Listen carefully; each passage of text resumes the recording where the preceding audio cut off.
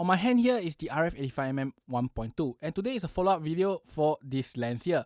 And I can tell you straight away that this is a fantastic piece of glass after 1 year.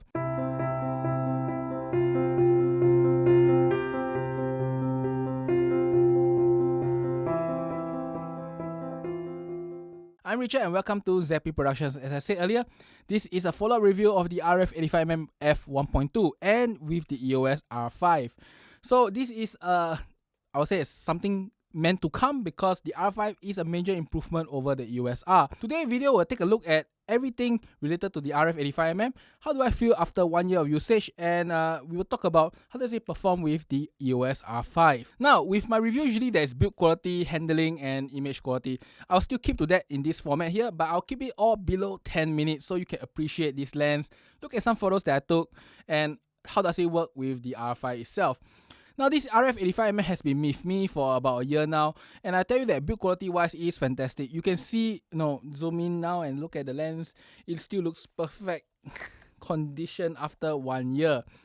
I really like the coating on Canon lenses now, and this current coating is good. It doesn't wear off much, and most of the markings are on the hood itself, but the lens is almost brand new looking. So after 1 year, in terms of build quality, it still retains very well its physical condition. Now, I have shot in the rain with this lens before, and after maybe a few months later, it still works perfectly fine. Shows that weather sealing is working and there's no adverse effect shooting this in the rain. The next thing we'll talk about is handling, and handling is very simple. Firstly, this lens is a very heavy lens and R5 is not a very light body. Together, this combination is 2 kg. However, if you ask me, it is quite nice to hold and quite nice to handle. The R5 has a very deep grip, and the lens, because it's very short and stout, the weight is not too far forward, and overall, you can easily hold this setup with one hand even though it's 2 kg itself. The same thing cannot be said if you use the Sigma 85 1.4 art, because with the adapter and that lens is quite front heavy to note. The next thing I want to talk about is that I disabled the control ring and the focus ring, because when you do hold the lens with 2 hands, you will tend to turn the ring no matter how you want to avoid it. So these 2 rings are always disabled for me. I will never use these 2 rings. That's something to also note for handling. The next thing I want to say is that when it comes to autofocus, this lens now is fantastic with the R5. It is still not a super duper fast lens, but definitely you can track people walking, you can track people turning, and you must note that people turning is actually quite hard to autofocus because the camera will focus on the back of the head and the eye is totally on a different plane, and this is 85 1.2. I'll say as this setup is reliable all the way to 3/4 body and even half body, but beyond half body it is not reliable at all. Don't try to do close up and hope that when the model do turn you get a sharp shot. That is not going to happen for the 85 1.2 because the depth of field is so shallow and you require so much movement just to get the lens into spot for a very sharp shot on the eyes. That's about it for autofocus. I would say it's very reliable. And just a note, with the R5 now, you can almost always get 98%, 99% sharp. And that is very important because a 1.2 lens has a very shallow depth of field, and half body is probably in the millimeter range. So that is something that you really need a very good AF system, and it delivers with the R5. Fantastic setup, 98% hit rate with this setup itself. The next thing I want to talk about is the IBIS, and IBIS with the R5 works very well with the 85mm. I would say as I can get easily at 1/10 of a shutter, more than 50% sharp, as you can see. It works really perfectly good, and with the 1.2 itself, I would say it's a perfect night shooting lens, and even night portraiture, I can shoot below ISO 400 easily with this setup itself, and I can just put my shutter at 140 or 130. Now, with shooting humans themselves, just note that humans are not that stable. They do shift forward and backward. So even though yes, you can shoot static subject at 110 against human subject, you still need probably 130, 140 to get that very sharp shot that you want with this setup itself. So we will talk about image quality now, and image quality I would say is this superb for this setup itself. The RF85mm is really meant for a high megapixel camera.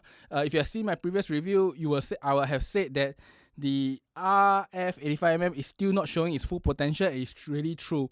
On the R5, it is very sharp in the center, very sharp at the side. In fact, at the side, it's probably sharper than the 110, probably sharper than the Sigma 105. And that is very notable because the GF110 is really one of the most perfect lenses you can ever get. And I feel that the RF85mm is more even throughout the entire frame when it comes to sharpness. And when it comes to CA, I would say that this lens is also very perfect.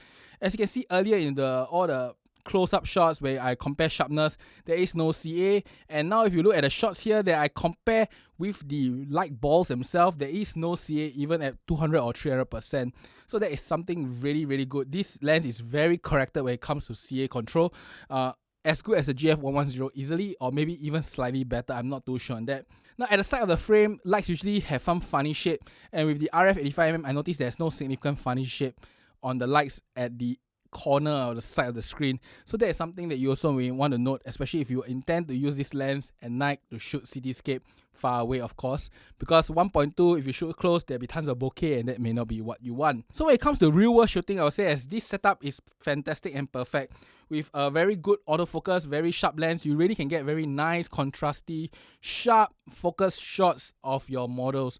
You can see all the shot here I've done so far. Every single shot, any of these shots, if I was zoom in 100% on the eyes, it will be perfectly sharp. There is not a single shot here that is not tech sharp or sharp to my liking. The only thing you need to note that this is a 1.2 lens, and it holds that some people don't like two of their eyes, one eye sharp, one eye blur, right? So as subject gets closer, you may want to stop down to f2, f2.8. I'm not going to show you the sharpness there because it's definitely sharper than 1.2. So there's really no reason to compare stop down lenses unless you just want to, I don't know, go for the worst, sharpest image ever, which is not something I'm comparing here. I'm just comparing optical performance of the lens, especially at 1.2. So overall, I would say as for real performance, this lens is fantastic. It is as sharp as it gets. It is as corrected as it gets. No CA to worry. And in fact, I also want to touch one more thing, is that I noticed the vignetting is quite low. The vignetting here is actually lower than the Sigma 105 1.4. Even though that lens has a very huge front element, this lens here does show slightly less vignetting. And if you ask me, I cannot really compare the Fuji because Fuji does a lot of background correction. But so far, among all the RF lenses, this has one of the least vignetting wide open. Definitely lesser than 50, definitely lesser than 2870 itself. So in my final concluding thoughts of this setup here, as I say, after 1 year usage, about 26 photo shoots, I'll say as this is a fantastic setup, a perfect setup as long as you like short tele photos.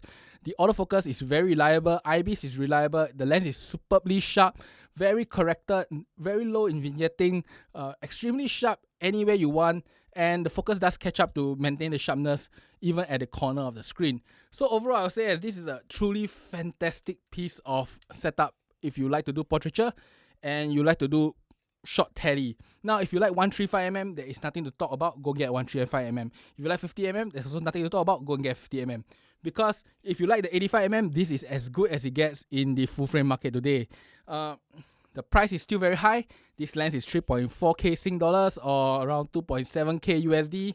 And the R5 here is about 6,000 Sing dollars or 3.9k USD. So this whole setup here is easily going to break, let me say, 6,000 USD itself. By no means this is cheap, but if you want the best, this is probably it. I have tested a few other 85mm since this lens and since this review. I have tested the GM, I have tested the Sigma, I also have tested the GF110 here. I also own the Canon 1.4 in the past, 85 1.4 EF. I'll say as none of this lens is comparable to this lens when it comes to sharpness, CA, and overall quality in the shot itself. The only comparable lens is GF110 here, but it is 87 or 88 1.6, while this is still 85 1.2.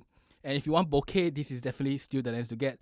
The only other lens that is sharper and more bokeh, or should I say a smoother bokeh than this lens, is the 85 1.2 DS. But that, as I said earlier in some of my earlier videos, that is equivalent to a f2. It's just that you can open up the 1.2 and get that nice little DS effect.